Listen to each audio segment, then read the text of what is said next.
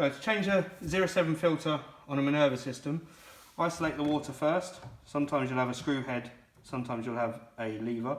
Turn it into the off position. Then release the pressure up at the tap.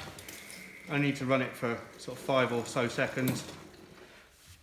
And then you can unscrew the casing from the filter.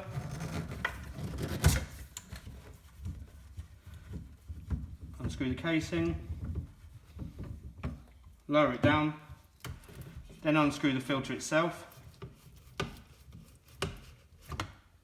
Take the whole lot out, remove the filter, empty the excess water, check that the O-ring is seated and clean. Take your new filter, lower it in, then you can line it up, screw it into the head.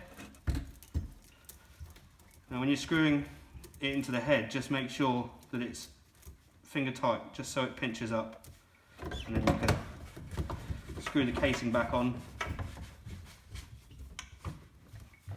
and turn the water back on.